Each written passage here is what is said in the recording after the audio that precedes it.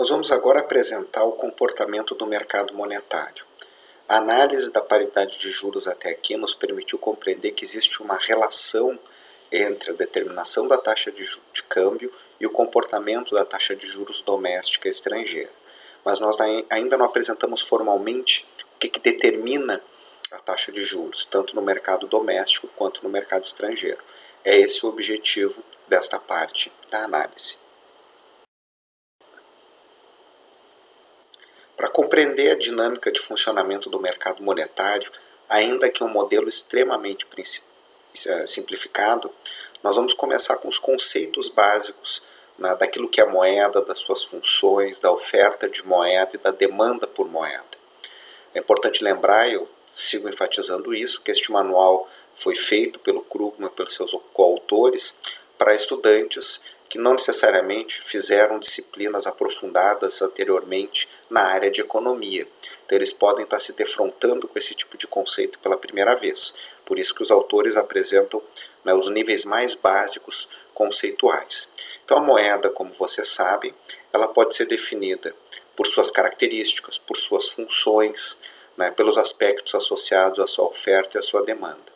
As três funções básicas que, em geral, os autores destacam do ponto de vista das funções da moeda, a moeda emerge numa economia mercantil como um meio de troca, como uma forma de viabilizar os pagamentos dentro de uma economia. Pagamentos para aquisição de bens, serviços, fatores de produção e ativos financeiros também.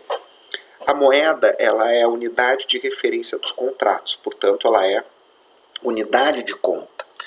Os contratos não são realizados em termos físicos de bens ou de serviços prestados, mas em termos de valores monetários correspondentes.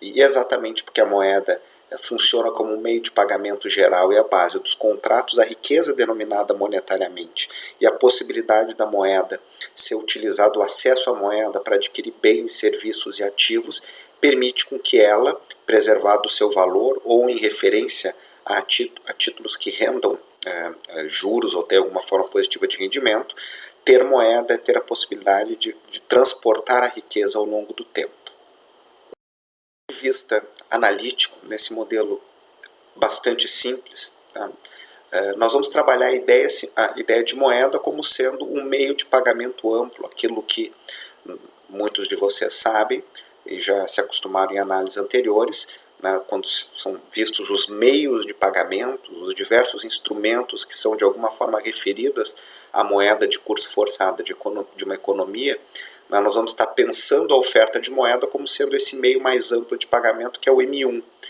que é a moeda em circulação, moeda física, na forma de notas representativas, na forma de moedas propriamente ditas, e os depósitos que estão no sistema bancário. Essa moeda, nós sabemos, é regulada de alguma forma, direta ou indiretamente, pela autoridade monetária. Nós vamos ver como isso aparece nesse modelo simplificado. A oferta de moeda nesse modelo é determinada exogenamente pelo Banco Central. O que isso significa? Significa, por um lado, que o passivo monetário do Banco Central, que é o depósito que os bancos têm junto ao Banco Central, e a moeda em circulação emitida pelo Banco Central, são a base pela qual, chamada base monetária, os bancos vão ter acesso e irão multiplicar por meio de empréstimos. Então a nossa oferta de moeda é um múltiplo da base monetária. Esse múltiplo depende, ou esse multiplicador bancário depende de variáveis como o depósito compulsório, a taxa de depósito compulsório, que indiretamente a autoridade monetária fixa e controla, que é aquela parcela dos depósitos no sistema bancário que os bancos não podem emprestar. Esses recursos ficam congelados no sistema e limitam a expansão de empréstimos, e também outros fatores comportamentais, o quanto dos recursos que as empresas e as famílias mantêm em caixa, o quanto é utilizado, desses recursos são utilizados para a realização dos pagamentos. Então, simplificadamente, e isso implica, na verdade, uma visão que não necessariamente corresponde àquilo que é a prática da política monetária. O Banco Central controla a oferta de moeda e, dada a demanda de moeda, isso vai determinar uma certa taxa de juros. Na maior parte dos países onde atualmente predomina o sistema de metas de inflação, por exemplo, ocorre exatamente o contrário. O Banco Central fixa um parâmetro de taxa de juros que ele deseja para a economia e vai regular a liquidez comprando e vendendo títulos junto ao mercado monetário, que é onde os bancos emprestam dinheiro uns para os outros, para fazer com que a taxa de mercado se aproxime à sua meta. Então é o oposto do que nós estamos vendo aqui neste modelo, que representa muito mais um certo momento histórico da década de 70, mas é mais simples do ponto de vista da apresentação didática. Então não há nenhum prejuízo do ponto de vista da compreensão da dinâmica, desde que vocês saibam que trata-se apenas de uma simplificação. É caracterizado pelo retorno que oferece, pelos riscos e custos de manutenção e pela liquidez. A moeda é o ativo que tem a maior liquidez. Por que é o ativo que tem a maior liquidez? Porque numa economia monetária, contratual, onde o Estado tem o monopólio da determinação das regras do jogo de um modo geral, das leis, os especialistas falam em monopólio do uso da força, do uso da violência, no sentido da violência física, mas também nesse sentido por meio das forças armadas, por meio do aparelho policial, para conter, mas no sentido da imposição de regras que são obrigatórias. As pessoas não podem não seguir as leis, não cumprir as leis. É nesse sentido que a sociedade delega para o Estado, por meio do poder legislativo, do poder judiciário, do poder executivo, que tem suas funções, são independentes entre si, mas que conformam uma estrutura institucional estatal que passa a ter o monopólio e que as pessoas delegam para os entes estatais o equacionamento dos mais diversos conflitos na forma da lei, então o Estado de Direito. Então existem regras que permeiam o comportamento econômico, o comportamento social e a própria atuação do Estado. Agora, dito isso, a moeda é uma dessas instituições reguladas pelo Estado e o uso da moeda é compulsório. Num determinado território, uma determinada moeda exerce essa função, um determinado instrumento exerce essa função de moeda, de poder liberatório de contratos, os agentes devem cumprir aquele conjunto de regramentos definidos pelo poder estatal. Na medida em que isso ocorre, a moeda passa a ter poder imediato de liberação de contratos. Se eu tenho moeda, eu liquido uma dívida automaticamente. O meu credor não pode não aceitar, é uma frase estranha de ser dito, mas exatamente isso, não pode não aceitar aquela moeda. Para pegar um exemplo concreto, se eu desejo comprar um bem ou serviço e eu oferecer dólares, ou euros, ou ienes, ou wons coreanos, ou yuanes chineses, para pagar aquele credor de uma dívida ou aquela pessoa de quem eu quero adquirir um bem ou um serviço, aquela pessoa tem o direito de não aceitar, na verdade ele tem a obrigação de não aceitar moeda estrangeira para liquidar aquela transação, somente moeda nacional, por mais inclusive que o valor exceda o que eu estaria disposto a pagar equivalentemente em moeda nacional. Eu não posso comprar e vender um imóvel, por exemplo, e registrar isso em dólares num cartório, nos marcos legais atuais no Brasil. Então, ter reais é poder comprar o que eu quiser, desde que o vendedor queira me vender, por óbvio, e liquidar uma dívida automaticamente. Todos os outros ativos têm uma liquidez que se aproxima ou se afasta da liquidez da moeda.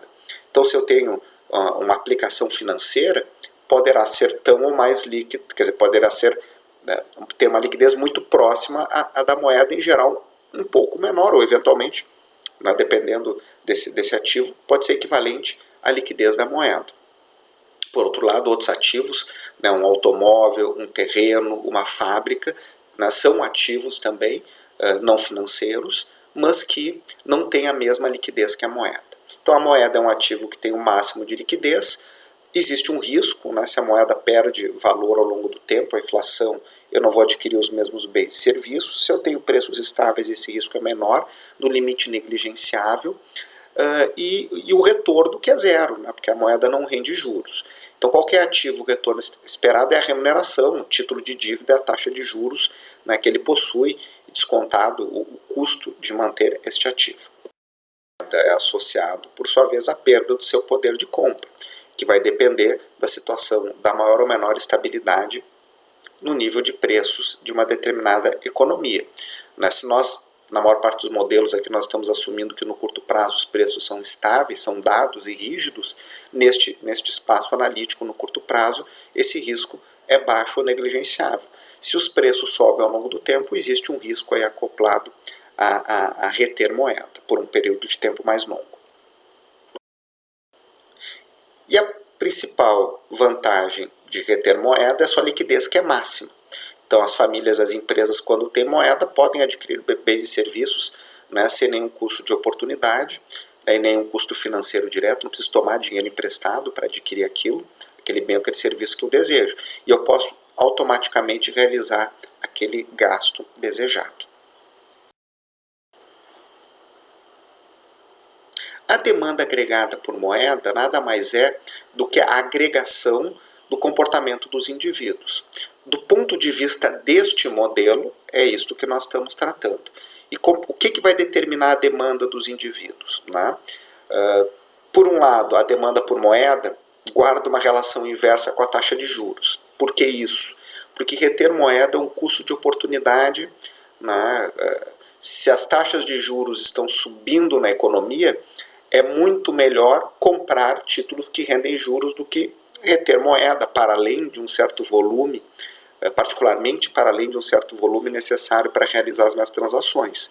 Por que isso? Porque de um lado eu não estou ganhando nada, não tenho um rendimento de juros, e de outro tenho os juros dos títulos que eu poderia estar aplicando à moeda. Então sobe a taxa de juros, sobe esse custo de oportunidade. Então há uma relação inversa entre a demanda por moeda e a taxa de juros.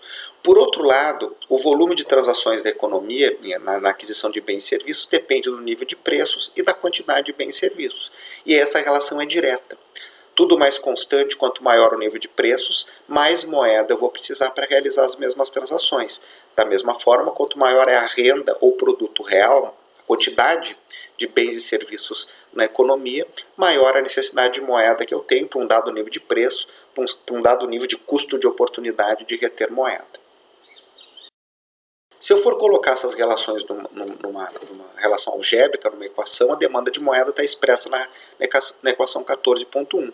Ela é diretamente proporcional ao nível de preços, sobe o nível de preços ceteris paribus, lá aquela ideia de tudo mais constante do modelo de equilíbrio parcial do Alfred Marshall, maior a demanda por moeda. Constante o nível de atividades, constante a taxa de juros. Quanto maior a renda, na função de liquidez que nós temos ali, também uma relação direta e proporcional, maior a demanda por moeda. Quanto menor a renda, menor a demanda por moeda. Quanto maior a taxa de juros, menor a demanda por moeda. Então é uma relação inversa. E quanto maior a taxa de juros, menor a demanda por moeda. Quanto menor a taxa de juros, maior a demanda por moeda, tudo o mais constante.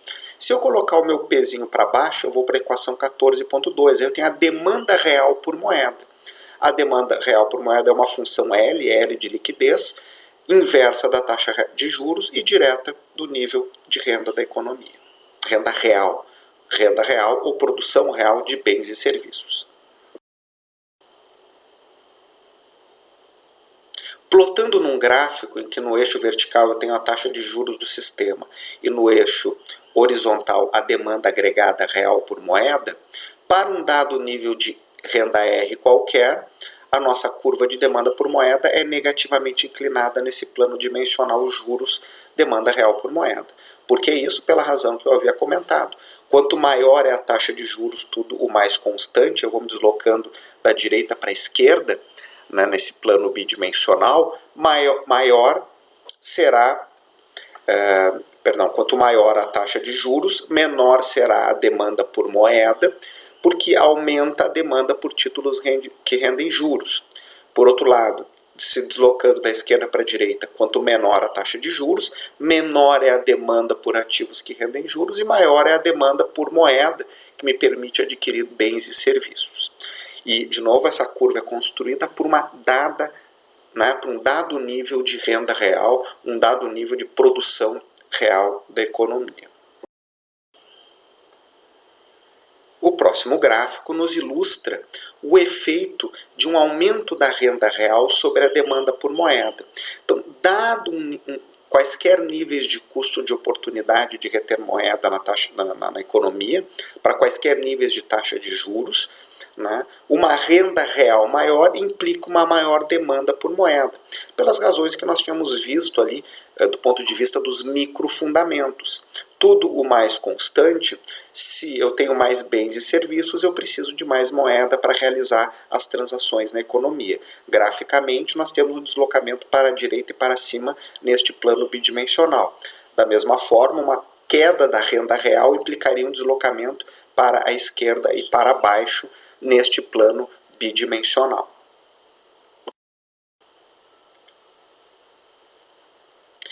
Nós temos agora os elementos básicos para compreender o equilíbrio no mercado monetário.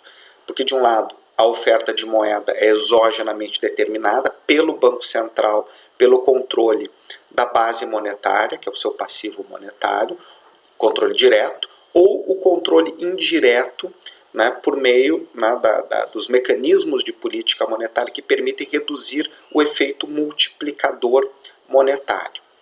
O mercado monetário vai estar em equilíbrio quando a oferta de moeda for igual à demanda por moeda. Equação 14.3, né, nessa edição do manual aqui. Ou pode ser a mesma numeração da equação, mas num capítulo correspondente distinto nas outras edições. Há várias edições do manual do Krugman e dos seus coautores. A análise desses aspectos é basicamente a mesma.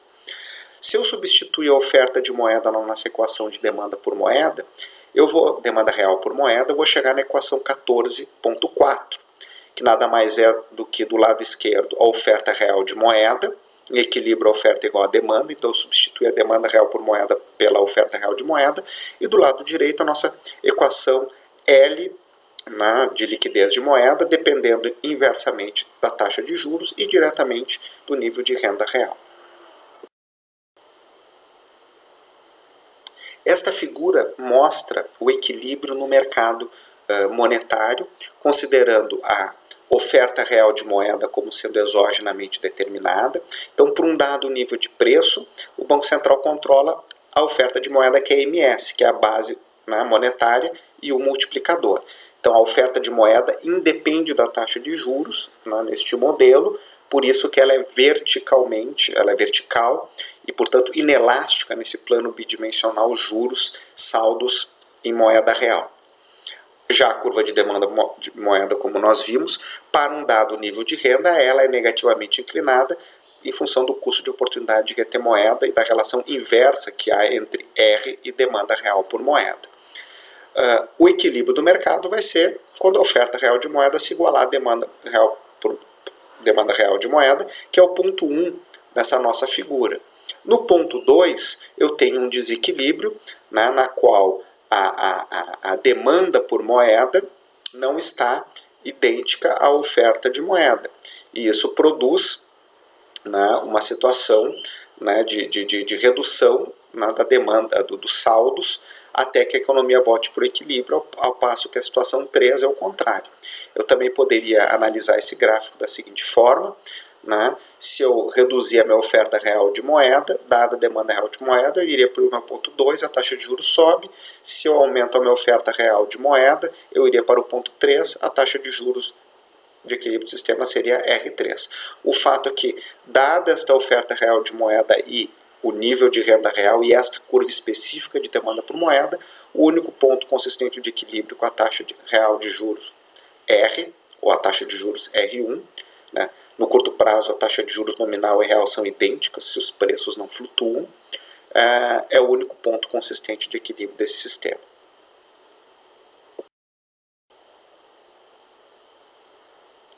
Com esse mecanismo analítico básico, nós podemos, portanto, observar qual é o efeito de uma variação na oferta de moeda. Então, se a oferta nominal de moeda sobe, dado o nível de preços, então nós estamos aí no curto prazo, nós teremos um aumento da oferta real de moeda. O resultado disso, ceteris paribus, novamente, exercício de estática comparativa, mantém os demais fatores que afetam esses fenômenos constantes. Então, eu não alterei a minha curva de demanda por moeda, o nível de renda real permanece igual. A visão dos detentores de moeda sobre o custo de oportunidade de reter moeda permanece igual. Então, eu só aumentei a oferta nominal de moeda, que para um dado nível de preços, P, vocês notem ali que o P não se altera no curto prazo, nós vamos ter um aumento da oferta real de moeda, o resultado é a queda da taxa de juros. Se nós tivéssemos iniciado no ponto 2 e tivéssemos reduzido a oferta nominal de moeda, por um dado nível de preço fixo também a oferta real de moeda cairia e a taxa de juros de equilíbrio do sistema subiria. De R2 para R1, se fosse esse o caso.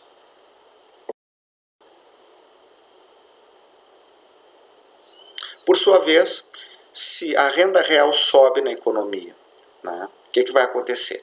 Bom, se o Banco Central não fizer nada e a oferta real de moeda se mantiver no nível Q1, do ponto Q1, MS sobre P, o aumento da demanda, do nível de atividades da economia, da renda real, do produto real, implicaria num deslocamento de toda a curva de demanda por moeda e nós teremos um novo ponto de equilíbrio em 2, com uma taxa de juros mais elevada. A demanda de moeda aumentou, a oferta de moeda não aumentou, a taxa de juros sobe. Para que a taxa de juros se mantenha no patamar original, a oferta de moeda deveria subir do ponto Q1 para o ponto Q2, naquele ponto 1 asterisco, ou 1 linha. Né? O Banco Central deveria responder ao aumento da demanda por moeda com o aumento da oferta de moeda para manter a taxa de juros fixa.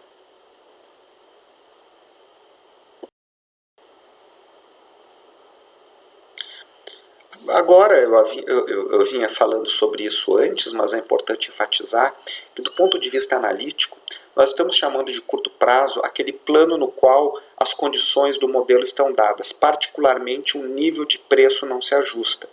Eu posso no curto prazo assumir que o produto está em pleno emprego ou abaixo do pleno emprego. Mas o elemento mais importante é que os preços são rígidos no curto prazo, né, por questões contratuais. Eu tenho contratos de salário, de fornecimento de matérias-primas e há um lag temporal para que esses preços se reajustem. Do ponto de vista do modelo, é assim que está sendo tratado. O plano analítico do longo prazo é aquele plano no qual os preços são flexíveis e a economia pode se ajustar a choques. Então, quando nós estivermos tratando a análise daqui para frente, o curto prazo é aquele plano em que os preços são rígidos e no longo prazo os preços são flexíveis. Particularmente, estamos pensando nos preços dos bens e serviços, que aparecem lá nos índices de preço ao consumidor. Né? Porque alguns preços no curto prazo são muito flexíveis, particularmente os preços financeiros, nos termos que nós vamos estar tratando na sequência nestes modelos.